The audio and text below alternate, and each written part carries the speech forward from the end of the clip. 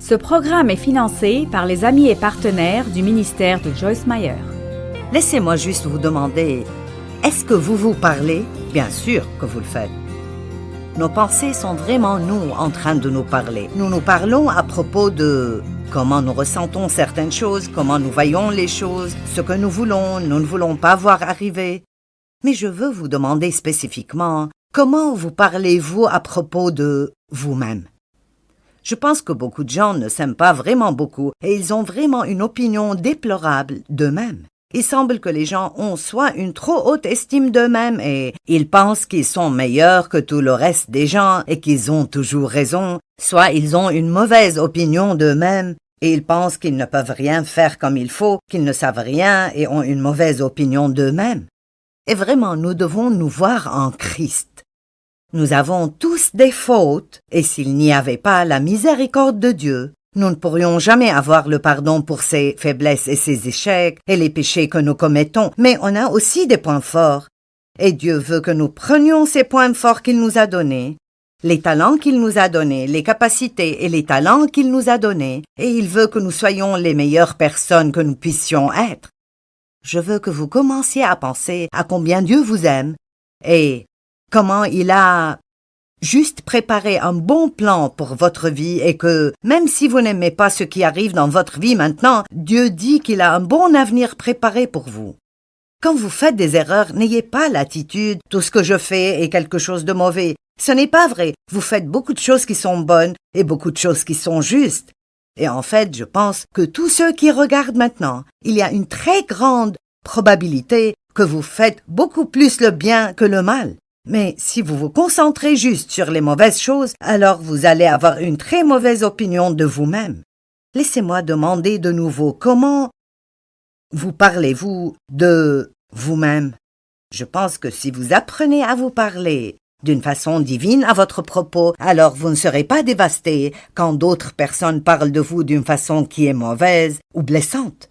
Alors commencez à faire attention aux pensées que vous avez quand vous êtes seul, parce que c'est vous en train de vous parler vous-même, et vous pouvez vous parler de vous-même d'une façon qui vous sera bénéfique, au lieu de vous parler d'une façon qui vous fera du mal.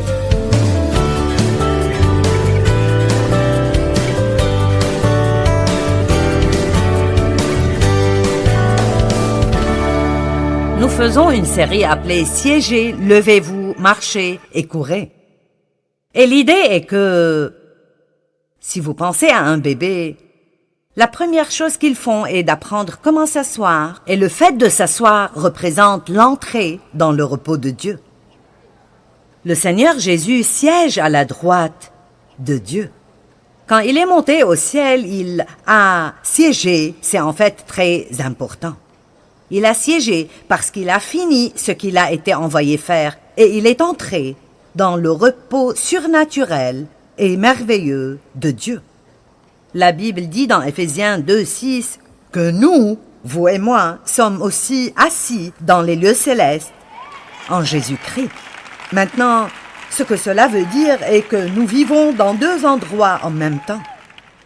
Clairement, je suis ici sur la plateforme, vous pouvez me voir, mais intérieurement, dans mon cœur, dans mon âme, je siège dans les lieux célestes ce soir parce que je fais vraiment confiance à Dieu et je suis entré dans le repos de Dieu concernant tout ce qui arrive ici. Donc, mon corps est ici, mais mon cœur est assis dans les lieux célestes avec Christ, confiant qu'il fera ce que lui seul peut faire. Vous pouvez vivre de cette façon. Vous pouvez vivre assis dans les lieux célestes. Vous pouvez élever d'une position de repos. Vous pouvez être dans des situations difficiles, faire toutes les demandes de crise et toujours être dans le repos de Dieu intérieurement. Votre vraie vie est en vous, ce n'est pas ce qui arrive autour de vous. Votre vraie vie est en vous et vous pouvez avoir des circonstances merveilleuses mais sans paix et être misérable. Vous pouvez avoir des circonstances misérables et avoir la paix et avoir une vie merveilleuse. Donc ne regardons pas nos circonstances autant que notre cœur. Si notre cœur est droit devant Dieu, alors tout le reste marchera. C'est si merveilleux d'être dans le repos de Dieu. Maintenant, la chose suivante que nous pouvons faire est de nous tenir fermes en Dieu. Et nous pouvons tenir ferme devant l'ennemi. Et nous avons appris à ce propos ce matin. Et puis nous devons marcher ainsi dans nos vies de tous les jours. C'est bien d'aller à l'église, mais ça ne fait rien de bien si nous n'agissons pas en conséquence. Je vais le redire. C'est bien d'aller à l'église, mais ça ne fait absolument rien de bien si vous n'agissez pas en conséquence. Je perds mon temps ici ce soir si tout ce que vous avez fait est de venir voir ce à quoi je ressemble. Vous êtes ici pour apprendre, et je suis ici pour apprendre comment nous pouvons mieux glorifier Dieu, et nous avons toujours besoin d'écouter en ayant déjà pour but de mettre en pratique ce que nous apprenons. Écouter la parole sans agir veut dire que nous nous trompons nous-mêmes. La Bible dit aussi que nous pouvons courir notre course, et je pense que beaucoup de personnes se trompent concernant l'ordre. Beaucoup de personnes sont sauvées et essayent de courir avec Dieu, de faire de grandes choses. Elles ne savent pas comment siéger, ni comment se tenir debout. Elles ne marchent même pas dans ce qu'elles apprennent, mais elles veulent faire de grandes choses. Alors nous devons comprendre et nous devons réaliser que ces choses prennent du temps. Notre relation avec Dieu est comme un cheminement et je pense que comme maintenant je marche avec Dieu depuis très longtemps, je pense beaucoup à mon cheminement. Et c'est merveilleux toutes les choses qui sont arrivées dans les 40 ans où j'étais dans cette relation sérieuse avec Dieu. J'ai été sauvée longtemps avant cela, mais je n'étais pas sérieuse. Et j'aime parler de cela parce que beaucoup de personnes vont à l'église et rentrent chez eux. Et vous dites, « Es-tu un chrétien? Eh bien, je vais à l'église. » Eh bien, cela ne veut vraiment rien dire si ça n'affecte pas vos vies. Et vous ne le vivez pas dans vos vies de tous les jours. Alors ce soir, nous voulons parler de ce que la Bible dit de la marche. Nous marchons dans la foi. Nous marchons dans l'amour. Nous marchons comme Christ a marché. 1 Thessaloniciens dit « Nous vivons pour plaire à Dieu ». Colossiens 3 dit « Nous ne vivons pas comme les païens vivent ». Jean dit « Nous devons marcher dans la lumière ». J'aime Éphésiens 5 et nous allons le regarder un peu plus profondément. Nous devons attentivement regarder comment nous marchons. J'aime celle-là. Galates 5 dit que nous devons marcher dans l'esprit et la Bible nous enseigne que nous ne devons pas marcher dans la chair. Maintenant, la marche est essentiellement une combinaison de pas. Je fais un pas, je fais un autre pas, un autre, un autre, un autre, un autre, et puis je dis que je marche. Eh bien, chaque pas, c'est ce dont nous parlerons ce soir, c'est un choix que nous faisons. Marcher avec Dieu veut dire faire des choix en utilisant votre libre arbitre pour faire la volonté de Dieu. Oui, nous avons un libre arbitre. Dieu ne nous manipulera pas, il ne nous contraindra pas, il ne nous forcera pas, il nous montrera, il essaiera de nous diriger et de nous guider. Il nous dira quoi faire, mais il ne nous forcera pas. Nous ne sommes pas des robots. Nous sommes ses enfants. Il veut que nous réalisions que nous sommes libres de vivre comme nous voulons et puis par amour pour lui de choisir librement de vivre pour lui. Tant de personnes dans le temps de la Bible ont été des esclaves bien avant d'entrer dans une relation avec Christ. Et puis tant de fois, si leur maître les libère, ils s'appelleraient des esclaves eux-mêmes parce qu'ils décidaient de leur plein gré de rester avec ce maître parce qu'il était un bon maître. Donc, Paul a dit qu'il était un esclave de Jésus-Christ. En d'autres termes, il n'était pas forcé d'aller en prison pour Christ, ni d'être battu pour Christ, ni de passer par le jeûne et la faim et le péril et l'épée et la moquerie et la persécution, mais il l'a fait lui-même. Il n'était pas forcé, mais il a fait de lui-même un esclave de Jésus-Christ. Combien d'entre vous savent que nous pouvons faire tout ce que nous voulons de notre vie? Vous savez quoi? Félicitations parce que vous auriez pu être où que vous vouliez ce soir. Et vous êtes ici. Mon Dieu, vous auriez pu être à la meilleure taverne de cette ville. Vous auriez pu être en prison. Vous auriez pu faire toutes sortes de choses que vous regretteriez demain si vous les aviez faites. Mais vous avez pris une décision. Vous avez marché d'après ce que vous avez appris et vous avez pris une meilleure décision. Je suis ici ce soir parce que je l'ai choisi. Vous pouvez entendre en m'écoutant parler que j'ai mal à la gorge. Je suis juste tombée un peu malade. Je me sentais mal ce matin. Mais je pense que vous avez prié pour me débarrasser de cela, alors...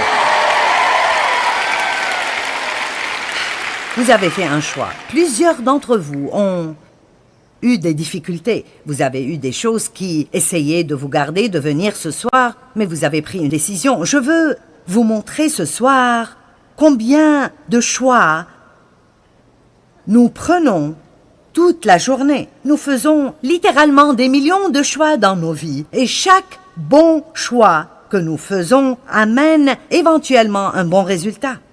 J'ai dit éventuellement et je veux marquer ce point parce que, en fait, parfois, vous pouvez faire la bonne chose. Et il semble que vous avez de pires conditions que celles que vous aviez auparavant. Shadrach, Mishak et Abednego ont dit au roi, « Nous n'allons pas nous prosterner devant toi. Dieu peut nous délivrer, mais s'il ne le fait pas, nous n'allons pas nous prosterner devant toi. » Ils les ont jetés dans la fournaise et ils ont pris la bonne décision et le roi a chauffé la fournaise 7 fois plus qu'elle n'était intense avant. Avez-vous déjà pris une bonne décision et la fournaise a été chauffée 7 fois plus intensément qu'avant? Mais je vous le dis, les amis, à la fin,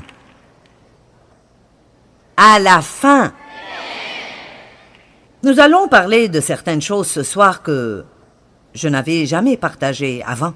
Je vais vous parler un peu de l'éternité et du ciel et de comment nous devons faire certaines des choses que nous faisons juste en ayant les yeux fixés sur la fin.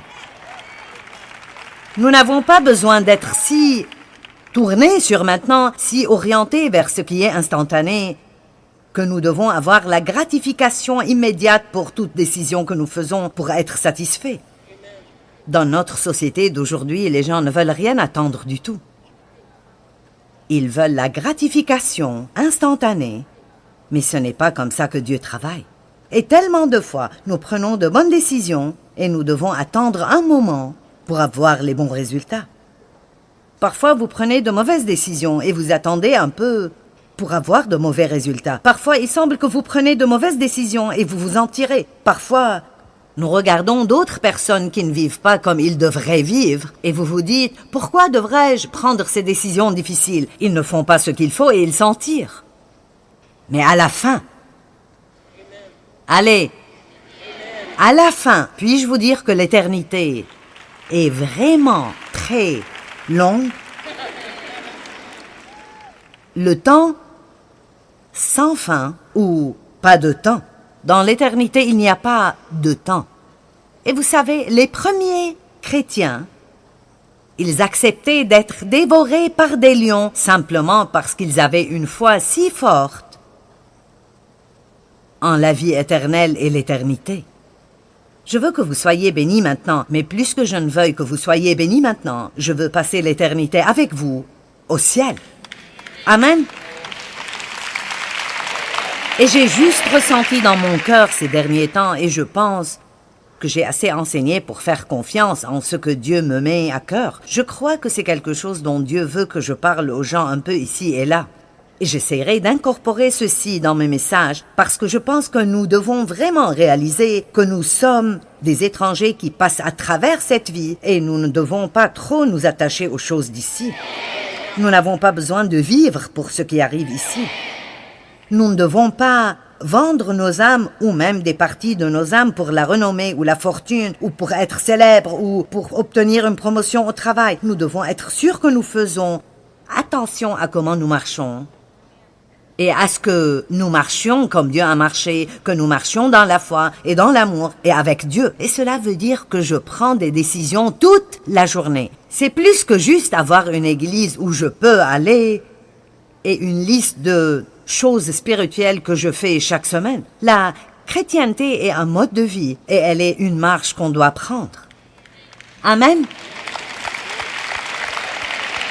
Et chacun de nous doit seulement être préoccupé par sa marche. Nous ne devons pas regarder d'autres personnes et dire « Eh bien, tu n'es pas, où tu es, je suis le seul ». Si vous êtes les seuls, alors que votre lumière brille plus fort que jamais auparavant. Guidez quelqu'un d'autre qui marche dans l'obscurité. Je pense que beaucoup d'entre vous sont sur le point de prendre des décisions, même sérieuses. Et je vous demande de ne pas prendre de décisions qui semblent bonnes maintenant, mais de prendre une décision que vous croyez vraiment que Dieu veut que vous fassiez. Soyez des investisseurs, pas des parieurs. Un investisseur met son argent dans quelque chose en croyant que, éventuellement, dans le futur, ça portera beaucoup de fruits. Aucun investisseur ne s'attend à investir et récolter le matin suivant. C'est la raison pour laquelle beaucoup de gens ne gardent jamais vraiment d'argent. Et ils finissent par ne pas être préparés dans des années futures dans la vie parce qu'ils veulent un résultat immédiat maintenant. Ils ne veulent pas mettre cet argent de côté et le laisser travailler pour le futur. Alors après, le futur vient et ils sont tristes et ils finissent par devoir dépendre d'autres personnes qui prendront soin d'eux. Ce qu'il faut faire est de donner un peu, de dépenser un peu et d'épargner un peu, d'après vos limites. Et quand vous faites ça, Dieu élargira votre territoire et vous pourrez donner plus, dépenser plus et épargner plus. Mais nous devons faire tout cela si nous voulons être bien préparés pour le futur. Un parieur, en contrepartie, prendra toujours la mauvaise décision en espérant qu'il s'en tirera. Vous pensez que toute jeune fille qui couche avec quelqu'un le fait en pensant qu'elle tombera enceinte? Non, elle espère en ce moment de décision qu'elle sera celle qui n'aura pas de problème. Est-ce que vous pensez que tous ceux qui commencent à prendre de la drogue commencent à espérer qu'ils ne seront pas accros à ces drogues? Non, ils ont entendu toutes les histoires horribles, mais ils pensent « Oh, ça n'arrivera pas avec moi, je vais juste tenter ma chance. » Allez!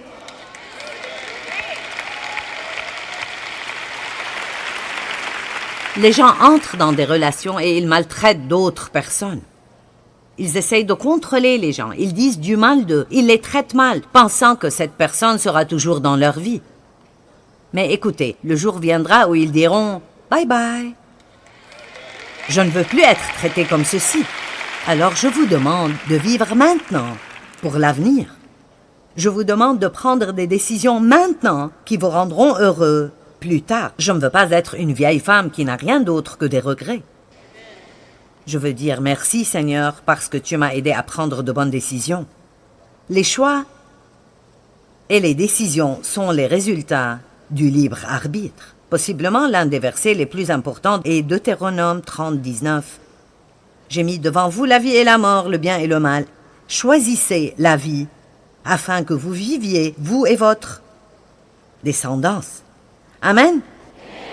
J'ai mis devant vous la vie et la mort, le bien et le mal. Choisissez la vie, afin que vous viviez, vous et votre descendance. Dieu donne des conseils, mais il ne nous force pas. La Bible nous enseigne qu'il y a un chemin étroit et un chemin large. C'est dans Matthieu 7, 13 et 14. Nous ne lirons pas cela ce soir, mais Jésus a parlé de cela et il a dit que le chemin large est un chemin facile. Les résultats instantanés, c'est là que tout paraît bien. Vous avez beaucoup de compagnie sur le chemin large. Vous n'êtes jamais seul sur le chemin large, mais il y a aussi un chemin étroit. Et je vous dirai qui d'autre est sur ce chemin étroit? Jésus.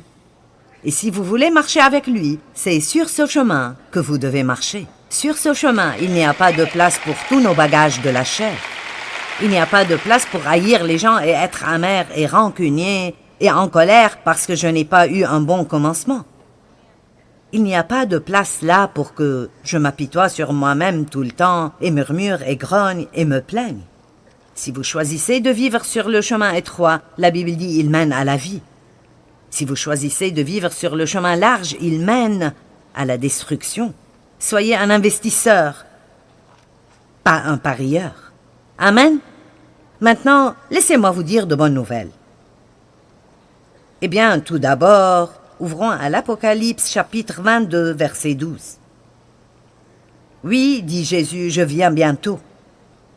Je viens bientôt, j'apporte avec moi mes récompenses pour rendre à chacun selon ses actes et le mérite de ses œuvres. Maintenant, nous ne sommes pas sauvés par les œuvres, mais par la grâce. Mais nous recevons des récompenses ou nous perdons des récompenses d'après comment nous vivons ici sur la terre. Donc, vous pouvez être satisfait en vous faufilant à peine par la porte arrière du ciel. Mais je ne veux pas vivre ainsi. Je suis un goinfre spirituel. Quand j'y arrive, je veux tout ce que je peux avoir. Amen. Et alors, j'ai juste ce plan. Mon Dieu, je veux faire un séminaire avec Jésus, Moïse et Élie. Je veux dire, vous savez, et je prie pour qu'au ciel, Dave ne conduise pas, mais que je conduise moi-même. Moi, je m'occupe du char au ciel. Amen. Combien d'entre vous comprennent quand je dis que nous devons prendre des décisions maintenant que nous ne récolterons pas jusque-là? Je veux dire, et si vous viviez 100 ans, où est le problème? Qu'est-ce que c'est devant l'éternité? Nous passons juste par cette terre. Savez-vous que tout ce que vous possédez, tout et chaque vêtement que vous avez, tout bijou que vous avez, votre voiture, votre maison, tout ce que vous avez est en train de pourrir? Et si vous ne le croyez pas, allez visiter une décharge. Ce qui est là-bas était le rêve de quelqu'un. Les gens gâchent leur mariage pour ce qui est dans cette décharge maintenant. Ils n'ont plus de relation avec leurs enfants à cause de ce qui est dans cette décharge maintenant. Ils vendent leur âme au diable pour ce qui est dans cette décharge maintenant. Non. Je vais vivre pour après. J'ai beaucoup de temps. Avec Dieu dans l'éternité. Les bonnes nouvelles sont que, même quand nous marchons, nous tombons parfois, spécialement les bébés quand ils commencent à marcher. Donc, nous pouvons lier cela au fait d'être un bébé chrétien. Quand j'étais plus jeune dans le Seigneur, je faisais beaucoup plus d'erreurs que j'en fais maintenant. Je fais toujours des erreurs, mais je n'en fais pas autant que j'en faisais. Mais, vous voyez, c'est important pour vous de réaliser qu'à chaque fois que vous tombez, vous pouvez vous relever. Vous faites une erreur, vous faites quelque chose que vous ne devez pas faire. Nous appelons cela trébucher et tomber. C'est ce que la Bible dit que c'est. J'ai une mauvaise journée, je m'énerve. Vous savez, peut-être quelque chose de pire. Je dis un mensonge, quoi que ce soit. Vous dites que vous êtes malade alors que vous ne l'êtes pas et le jour suivant vous dites « Je sais que je n'aurais pas dû faire cela ». Alors, vous vous sentez mal. D'accord, donc, vous êtes tombé. Vous ne marchez plus, vous êtes tombé, mais vous pouvez siéger de nouveau. Vous ne pouvez pas aller d'être par terre à marcher. Vous ne pouvez pas être par terre et commencer à marcher. Vous devez commencer par vous asseoir, ce qui veut dire que vous vous repentez, vous entrez dans le repos de Dieu. Allez, vous retournez dans le repos de Dieu. D'accord, Dieu, je ne me sentirai pas coupable et condamné. Je suis désolé, je me repens, je ne vais pas refaire ça. Merci pour ton pardon. Donc maintenant, vous siégez. Maintenant, vous allez vous lever de nouveau et être fort en le Seigneur. Tenir ferme contre l'ennemi qui essaye de venir et dit « Tu n'es pas une bonne chrétienne, Dieu est en colère contre toi. Qui es-tu pour essayer de faire quelque chose pour Dieu ?» Vous vous tenez contre lui, puis vous continuez à marcher dans le royaume. Donc c'est là la bonne nouvelle quand vous faites cette marche. Vous allez tomber parfois, mais vous pouvez retourner à siéger, puis à vous tenir debout, puis à continuer tout de suite votre marche. Eh bien, comment votre vie changerait si vous saviez pour sûr que Jésus reviendrait aujourd'hui? Ça impacterait notre marche de tous les jours avec lui, probablement d'une façon importante.